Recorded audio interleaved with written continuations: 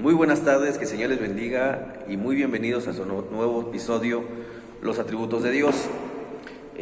Como cada semana hemos estado compartiendo, vamos a estar hablando sobre los atributos de Dios. Para mí es un privilegio el seguir con este tema. Hoy veremos el segundo atributo natural de Dios. Y esto es lo que quisiera yo anotar primero antes que entremos al segundo atributo. Los atributos de Dios están de alguna manera clasificados, si lo podemos ver de esa manera, en dos etapas o dos partes: los atributos naturales y los atributos morales de Dios. ¿Qué queremos decir con esto? O como otros teólogos también le llaman, los atributos incomunicables y los atributos comunicables, ¿no? Atributos incomunicables o atributos naturales son los atributos que solamente Dios posee. En este caso, el que hablamos la semana pasada, la infinitud de Dios, es uno de ellos. Ningún ser, ninguna criatura puede ser infinita en este mundo, solamente Dios. Y veremos sobre algunos atributos que son naturales. Y como estamos viendo teología sistemática, estaríamos analizando primero los atributos naturales. En este caso, el segundo que tocaremos, segundo atributo natural o incomunicable, sería la inmensidad de Dios. ¿Por qué incomunicable? Creo que es algo que solamente podemos denominar de esa manera, puesto que Dios, no hay un ser humano, no hay un ser capaz de poder comprender la totalidad a Dios. Y esto le pasó a Job, por ejemplo, cuando Job cuestiona a Dios en cuanto a lo que estaba sucediendo. Dios le hace unas preguntas y pues Job realmente no supo contestar nada. A esto nos referimos en cuanto a un Dios incomunicable, en esta parte, que hay cosas que no vamos a conocer de Dios. Hay cosas que no, es como si Albert Einstein fuera un kinder y explicara sobre cuántica a niños que realmente apenas están empezando a leer, o sea, no entenderían nada. Así pasa con Dios. Así nos explicara quién es Él, cómo se mueve, pues no alcanzaría nuestra mente a entender realmente quién es Él, cómo piensa, puesto que es un Dios que va más allá, y lo vimos la semana pasada, que es infinito. Y esos son los atributos naturales que conforme cada semana vamos a ir desarrollando. Primeramente los atributos incomunicables o naturales, y después pasaremos a la etapa de los atributos comunicables o morales. ¿Qué queremos decir con esto? Que los atributos morales son aquellos que el ser humano fue hecho a la imagen y semejanza de Dios. Por ejemplo, tenemos la misericordia, el amor, la fidelidad, ¿okay? Por decir un ejemplo. Y eso lo iremos analizando en otros temas más adelante. Okay, vamos a entrar en nuestro segundo atributo. Quisiera que fueran conmigo a la Biblia, al libro del profeta Isaías, capítulo 40.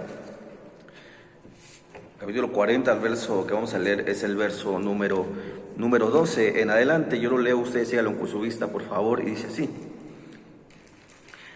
¿Quién midió las aguas con el hueco de su mano, y los cielos con su palmo? Con 3 dedos juntó el polvo de la tierra, y pesó los montes con balanza, y con peso los collados. ¿Quién enseñó al Espíritu de Jehová, o le aconsejó enseñándole? ¿A quién le pidió consejo para ser avisado? ¿Quién le enseñó el camino de juicio, o le enseñó ciencia, o le mostró la senda de prudencia? He aquí que las naciones son como la gota de agua que cae del cubo, y como menudo polvo en las balanzas son estimadas. He aquí que hace desaparecer las islas como polvo. Ni el Líbano bastará para el fuego, ni todos sus animales para el sacrificio.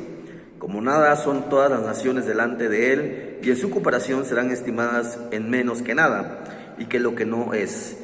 ¿A quién pues haréis semejante a Dios? ¿O qué imagen le compondréis? El artífice prepara la imagen de talla, el platero le extiende el oro y le funde cadenas de plata. El pobre escoge para ofrecerle madera que no se apolille. Se busca un maestro sabio que le haga una imagen de talla que no se mueva. ¿No sabéis? ¿No habéis oído?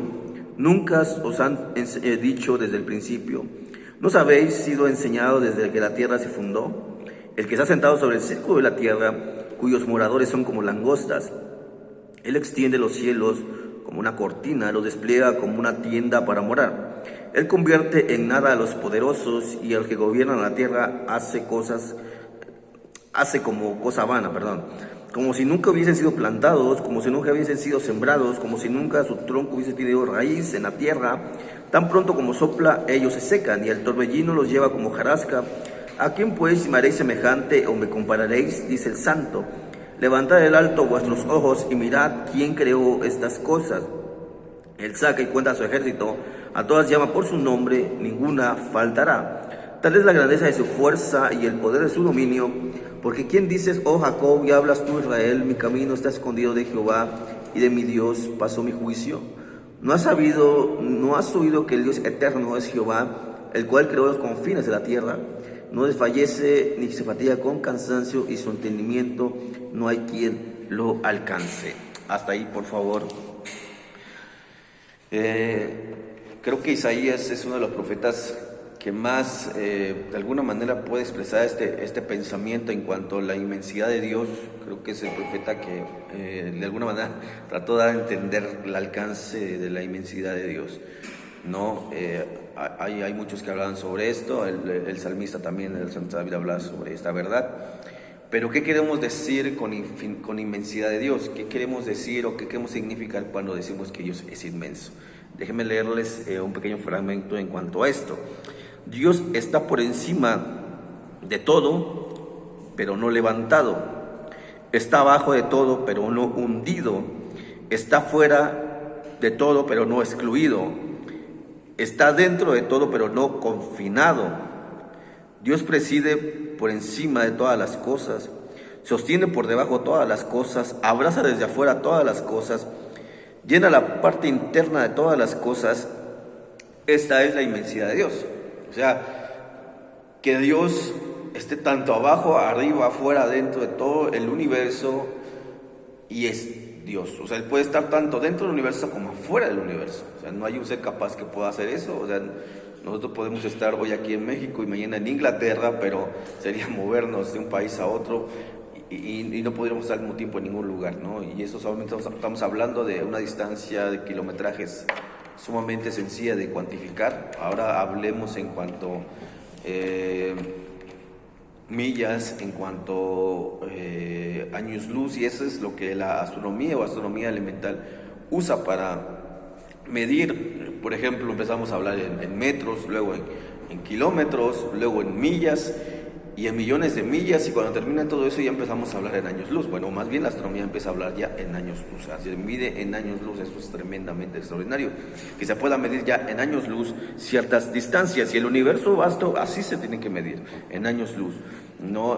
Por ejemplo, yo le decía la semana pasada, y es para retomarlo de alguna manera, cómo es que sabemos la distancia del Sol a la Tierra, cómo es que podemos saber la distancia de la Luna a la Tierra, pero de alguna manera cuantificar eso es un dolor de cabeza para muchos de nosotros. Y uno puede pensar que esto es realmente infinito, o en este caso lo que estamos hablando de la inmensidad. Hay algo que a mí me sorprende demasiado, que por ejemplo nuestro sistema solar, si ustedes lo analizan, es un sistema totalmente grande, y detrás de nuestro sistema solar hay otro sol. O sea, detrás de nuestro sol hay otro sol, y detrás de ese sol hay otro sol, y detrás de ese sol hay otro sol, y inmensidades de soles. Se ha dicho que hay soles tan grandes que nuestro sistema solar cabría en ese sistema solar grande millones de veces. O sea, nuestro sistema solar, que lo vemos tan infinito, que lo vemos tan grande, que no se ha podido comprobar como tal la inmensidad de su calor, ese sistema solar cabría en otro sistema solar realmente inmenso.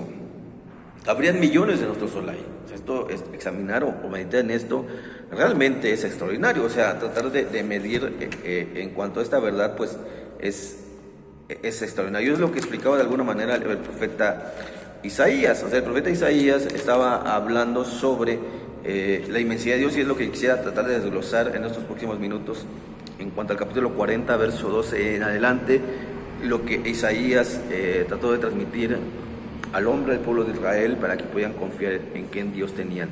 Empieza diciendo en el versículo 12: ¿quién midió las aguas con el hueco de su mano y los cielos con su palmo? Con 3 dedos juntó el polvo de la tierra y pesó los montes con balanza y con peso los collados.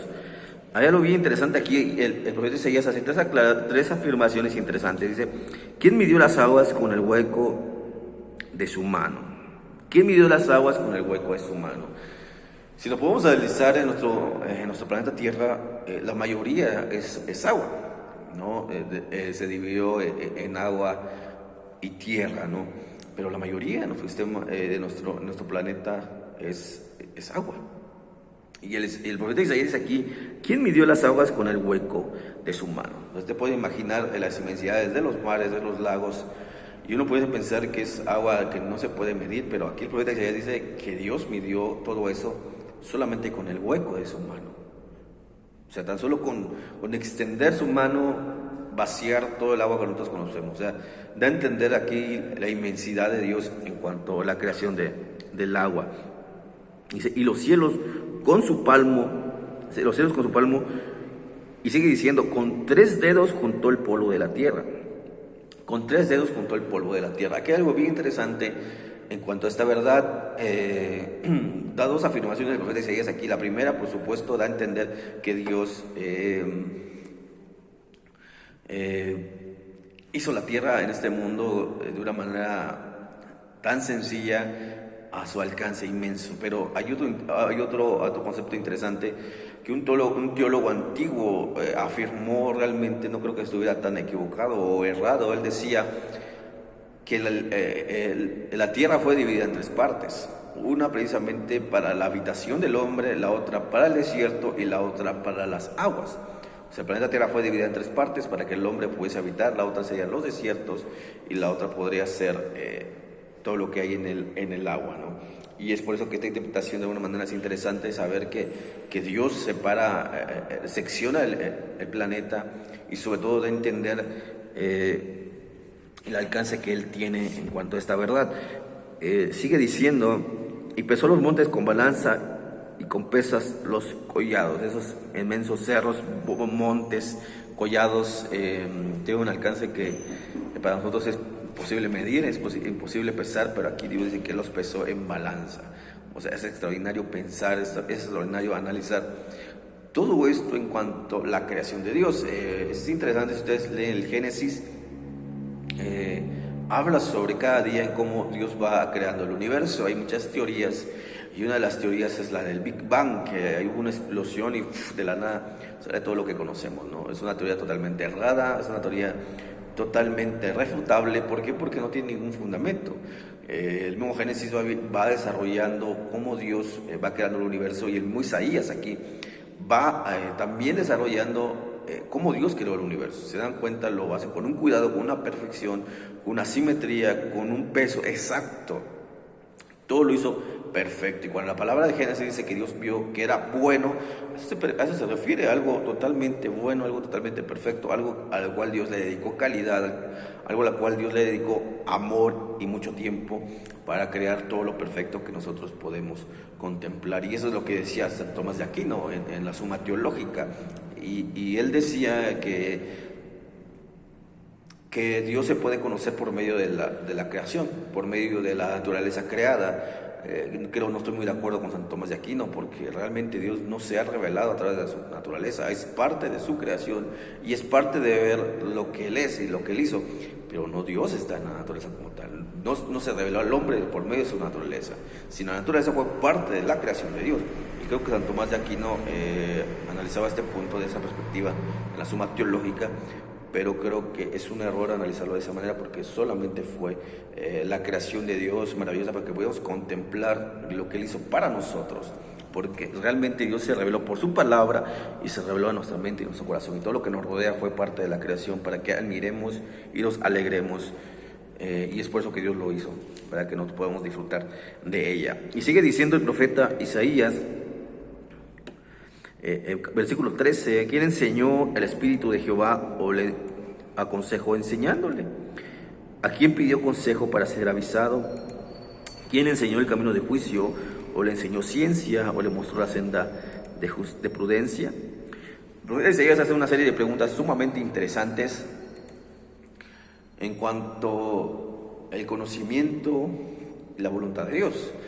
O sea, dice el profeta Isaías: ¿quién le enseñó, quién le mostró el camino de justicia y de prudencia? ¿Quién le enseñó? Y lo que lo decía al principio, cuando Job, en el libro sapiensal, el libro de mucha sabiduría, él cuestiona a Dios, ¿no? Y es a veces lo que el ser humano hace, cuestionar a un Dios, pensando que es un Dios que se le va de las manos las circunstancias, pensando tener en la mente a un Dios que no tiene cuidado de nada o que no sabe nada. Y es lo que pasaba a Job. O sea, Job cuestionaba a Dios en cuanto a por qué permitió el sufrimiento, la pérdida de todos sus bienes y de sus hijos. Entonces Dios viene y aclara eso de una manera totalmente fuera de lo conocido de Job. Le hace unas preguntas que Job no le puede contestar, y lo mismo que dice Dios. O sea, ¿dónde estabas tú cuando le puse cerrojos al mar? ¿Dónde estabas tú cuando hice todo lo que puedes contemplar? Y es lo mismo que aquí Isaías dice. ¿Quién le enseñó? O sea, quisiera saber quién enseñó a Dios. ¿Quién le mostró a Dios? ¿Quién guió a Dios? Pues nadie. O sea, porque no hay nadie tan inmenso como Dios. No hay nadie que tenga el alcance de Dios, ni en voluntad, ni en sabiduría, ni en poder. Porque Dios es inmenso, está tanto abajo, arriba, afuera, dentro de todas las circunstancias. Y es algo bien interesante saber que Él tiene un control, y un control totalmente y sumamente delicado, y sobre todo bien conocido. Si nos ponemos a pensar en todo lo que he estado diciendo, tanto en la clase pasada como en esta, en cuanto a todo lo que es el sistema planetario, los cuerpos celestes, y es algo totalmente inmenso, infinito, y saber que Dios, y hay una alabanza muy antaña y muy bonita que dice que Dios tiene a todo el mundo en sus manos. Y creo que esa alabanza no está equivocada, no está errada, el escritor no estaba errado. O sea, consideremos todo lo que conocemos como infinito, como vasto, como inmenso, como se maneja en años luz, que Dios lo tenga aquí en sus manos. O sea, que Dios lo tenga aquí y vea todo lo que se mueve en el universo.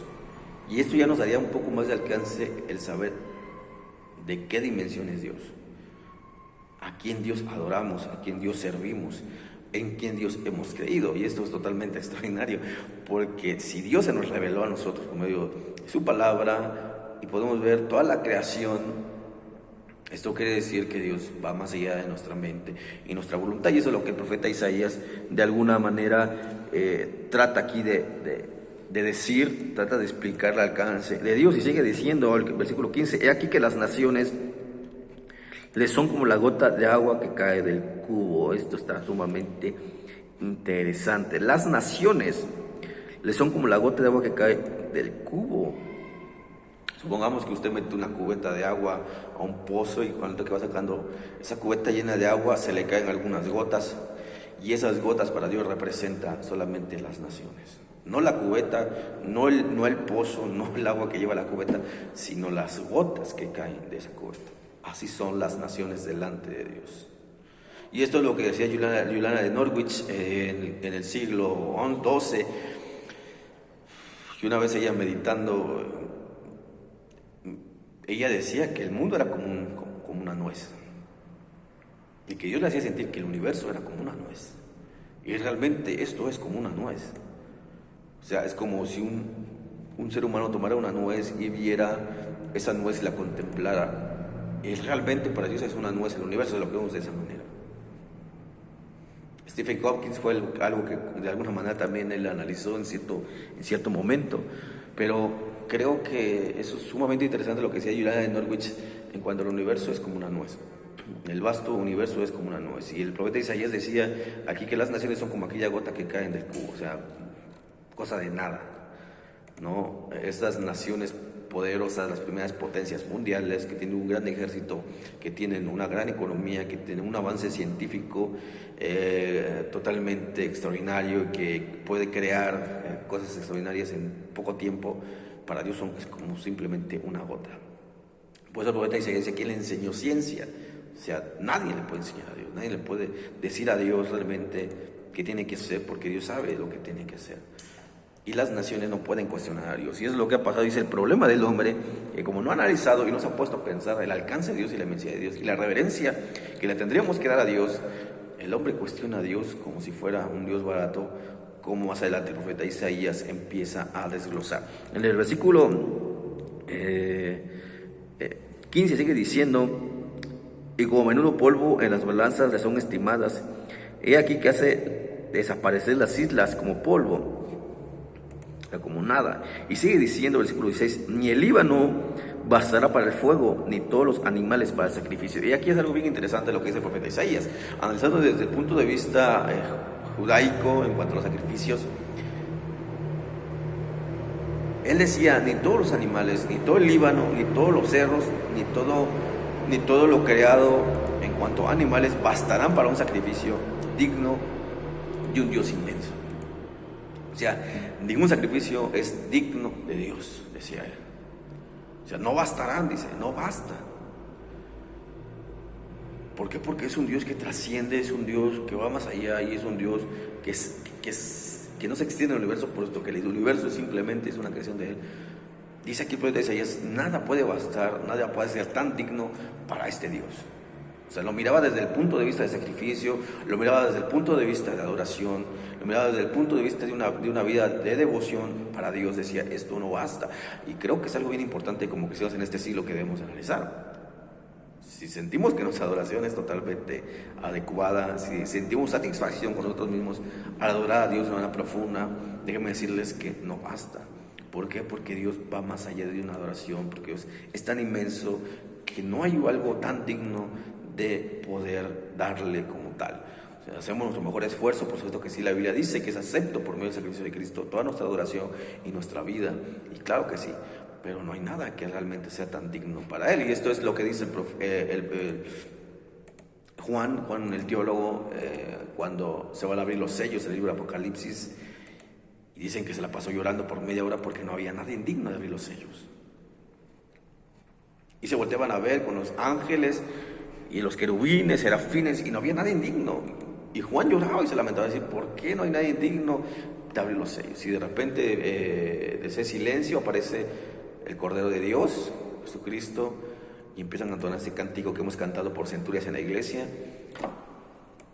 y que Jesucristo era el único digno, y es el único digno de abrir esos sellos. Así es que el único realmente que podría ser digno es Jesús.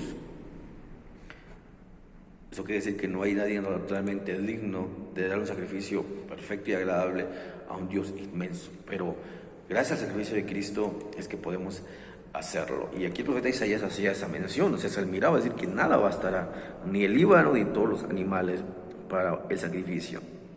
Versículo 17 sigue diciendo, como nada son todas las naciones delante de él, y en su comparación serán estimadas en menos que nada, y que lo que no es. Dice algo interesante, como nada son todas las naciones delante de él. A mí me sorprende ver, por ejemplo, que un hombre le rinde homenajes a la reina Isabel, no haciéndola ver como una mujer de majestad, una mujer realmente llena de gloria y de mucho respeto y de honra. O sea, para ir a presentarse ante la reina es hacerle una caravana y un homenaje totalmente digno de ella.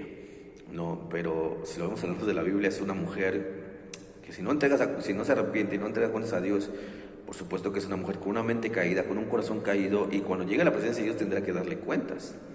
O sea, debemos de admirarnos y debemos de comprender esto, que en este mundo podemos rendirle homenajes a grandes hombres, a grandes mujeres, y en el libro del profeta Nehemías pasa lo mismo. Dice que cuando entra ante la corte real, iba con un semblante totalmente triste. Y la tradición decía que si alguien entraba triste, con un semblante triste o de un semblante caído, inmediatamente este hombre o esta mujer tendrían que ser dignos de muerte, porque nadie podría entrar al corte real con ese semblante. Y cuando entra Nehemías ante la corte real y lo ve con un semblante totalmente caído, no lo manda a ejecutar, al contrario, este rey le extiende la mano a Nehemías, pero era por providencia de Dios.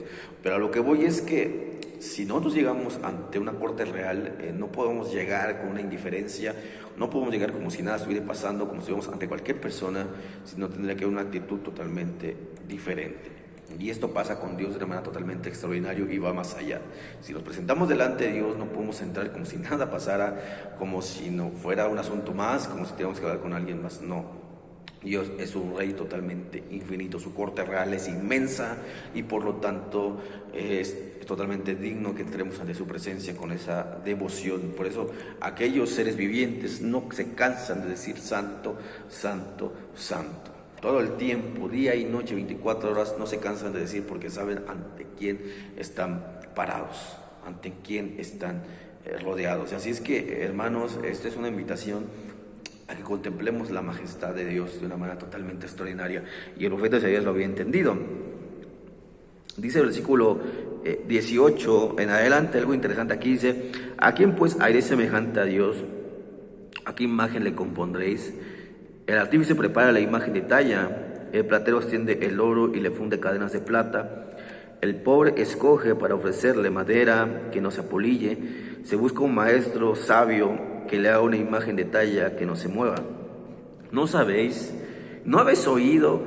¿Nunca os ha dicho desde el principio? ¿No habéis sido enseñados de que la tierra se fundó? El profeta Isaías cuestiona, hace unas preguntas y hace unas aseveraciones también en cuanto el Dios que se crea mucha gente, ¿no? El profeta Isaías hacía una comparación entre la gente que ha tenido la revelación por medio de la palabra de quién es Dios, el alcance que Dios tiene a la luz de los versículos anteriores, y ante la idea que tiene mucha gente, quién es Dios. O sea, la gente que no tiene una idea correcta de quién es Dios, pues se crea dioses falsos. Dentro del cristianismo pasa esto. Hay creaciones de dioses falsos. Por ejemplo, yo escuché de una iglesia donde tenían inscripciones de diferentes personajes, grandes personajes de renombre de la historia, y entre esos personajes en medio estaba el nombre de Jesucristo.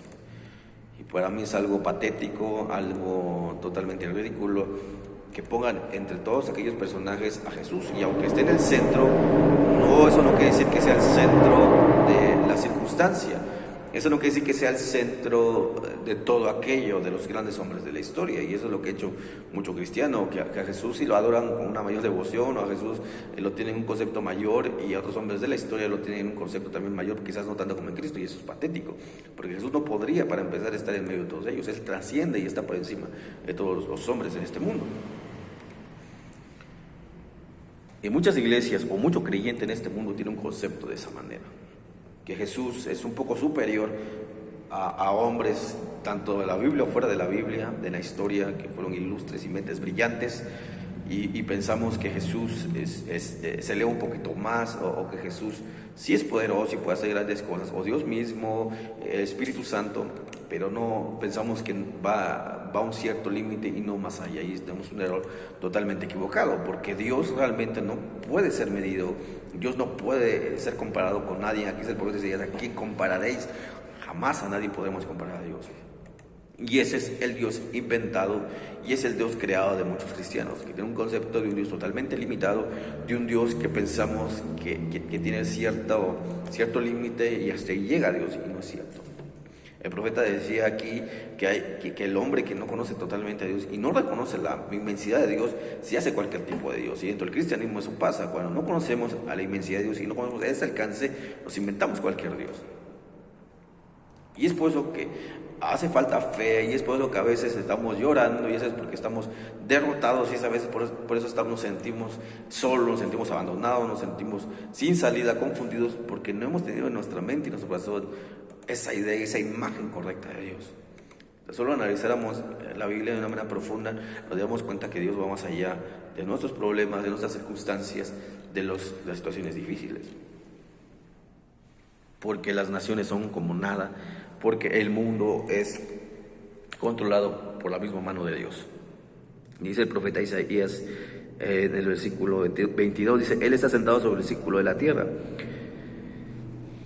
Se cuestionaba si el mundo era plano, si era redondo. Bueno, que el profeta Isaías miles de años atrás ya lo había dicho, que era redonda la tierra. Dice: cuyos moradores son como langostas. Cuyos moradores son como langostas. O sea, así Dios podría ver a la humanidad desde una perspectiva inmensa, no en su corazón ni en su voluntad, porque Él nos ve como sus hijos. Él nos ve como a Jesús, por medio de Jesús nos ve como sus hijos. Y eso es extraordinario, ¿no? Pero si lo analizamos desde la perspectiva de la inmensidad, lo que decía Isaías aquí es que somos como langostas ante la inmensidad de Dios, ¿no? Y esto incluye a la corte real en este mundo, esto incluye a las potencias mundiales, esto incluye a las mentes brillantes, y esto incluye a los célebres, y esto incluye a todos, como langostas. Y dice el profeta Isaías: Él extiende los cielos como una cortina, lo despliega como una tienda para morar. Él convierte en nada a los poderosos, y a los que gobiernan la tierra hace como cosa vana. Es lo que voy a decir: los gobernantes, los grandes gobernantes, son realmente como si nada ante los ojos de Dios.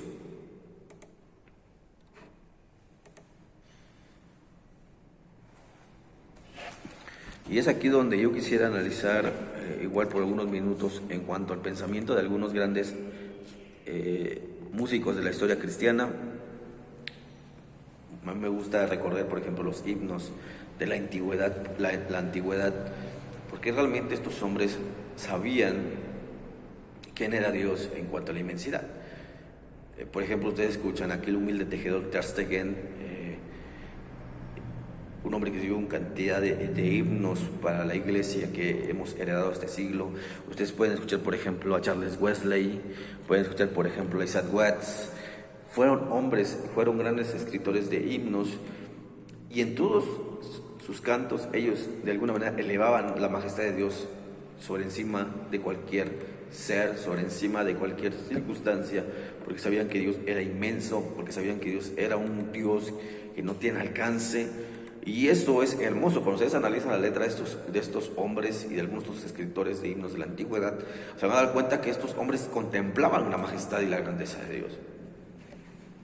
Y tenemos que volver al cristianismo bíblico, o tan solo a los salmos bíblicos también. Podemos ver cómo aquellos grandes familias levitas y el mismo David escribía en cuanto a la grandeza de Dios. Tenemos que volvernos a los himnos, tenemos que volvernos a los salmos y a la Biblia para contemplar esa grandeza. Una tristeza que hoy en día todos los cánticos que escuchamos como música cristiana ya no incluye esa grandeza. Estos hombres decían a Dios, tú eres, y lo que vemos ahora y lo que escuchamos ahora, yo soy. Hay una gran diferencia, una gran distancia entre los que ya han conocido el carácter de Dios. Hay una gran distancia entre aquellos que contemplaron la inmensidad de Dios y aquellos que solamente conocen un Dios totalmente hecho por manos de hombres en su mente y en su corazón. La teología ha decaído en este siglo, la teología bíblica de alguna manera se ha transversado, y los grandes teólogos reconocían esto. La única manera en que vamos a poder llegar a contemplar la gloria de Dios y contemplar la grandeza de Dios es contemplando la Biblia misma y profundizando en ella. Y eso es lo que decían los grandes salmistas de la antigüedad, la Biblia misma. Y es algo extraordinario que podemos hacer. Dios no necesita trasladarse para ningún lado. Nosotros no necesitamos ir de un lugar a otro para pedirle al Señor orar. O sea, Dios no tiene necesidad de moverse, Dios no tiene necesidad de trasladarse a ningún lado. Y a veces psicológicamente usamos esta aseveración y decimos, Señor Jesús, ven, Espíritu Santo, ven. Cuando Dios está exactamente aquí mismo y está exactamente ahí donde tú estás. En cualquier lado que tú estés, el Señor va a estar ahí. No hay lugar en el cual Dios no esté. Vamos a hablar sobre otro atributo del Señor más adelante entonces, si Dios está en todos lados, ¿por qué no habita en todos los seres humanos? Y vamos a ver esas cuestiones, pero eso lo veremos más adelante. Pero Dios está en todos lados. Es lo que decía el salmista en el Salmo 139. Si hiciera mi estrado, mi lugar de morada en el Seol, ahí estás tú. Y si me elevara a lo más infinito del universo, ahí estás tú. O sea, el salmista entendía realmente el alcance y la inmensidad de Dios. Decía, donde quiera que yo vaya, ahí estás tú. Pensamos que nos podemos esconder de Dios, pensamos que podemos ocultarnos de Dios o podemos escondernos de Dios, y no sucederá jamás. Y esto fue lo que Adán trató de hacerlo en el huerto del Edén, cuando él cae de la perfección por la cual Dios le había puesto y cae en pecado y sale del paraíso y se esconde de Dios, o trataba de esconderse de Dios, y Dios le pregunta, Adán, ¿dónde estás? ¿No? Y muchos se podrían contestar, si Dios es tan inmenso y si Dios es inmanente, ¿a poco no sabía dónde estaba Adán? Y la respuesta es que por supuesto que sí sabía dónde estaba Adán. La pregunta no era para Dios, ni Dios se la estaba haciendo a sí misma, sino la pregunta se la estaba haciendo Dios a Adán. Dios le estaba preguntando, ¿en dónde estás? O sea, Dios le estaba preguntando, ¿sabes en dónde estás? ¿Sabes en qué problema te has metido? ¿Sabes en dónde has caído?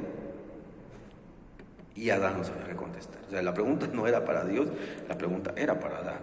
Entonces, Dios no necesita trasladarse a ningún lado, Dios no necesita ir de un lugar a otro Y no podemos decir, Señor, ven, porque Dios está exactamente donde tú le invoques, donde tú estés, el Señor está exactamente donde tú puedas estar, porque Dios abarca el universo, está tanto dentro y fuera de él. O sea, no hay nada que se esconda de su voluntad, no hay nada que se esconda de su verdad. Y ya quiero terminar con uno de los últimos versos que cita aquí el profeta Isaías.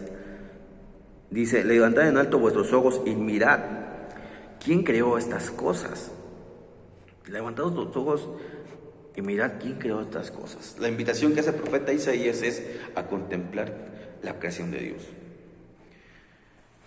para admirarnos de la grandeza de él. O sea, no es que Dios se revele por medio de su naturaleza, como decía San Tomás de Aquino, no, sino que contemplemos la grandeza de Dios, que contemplemos la gloria de Dios, que contemplemos la inmensidad de Dios desde la perspectiva de su creación. O sea, Dios se ha revelado al hombre por medio de su palabra, y su palabra nos insta a contemplar su creación. Y ese es el problema del hombre, que no ha contemplado la teología bíblica, que contempla la naturaleza y piensa que a través de eso va a contemplar a Dios, y no es así. Tenemos que ir a la Biblia y contemplar a Dios para poder contemplar su creación, y es algo totalmente extraordinario.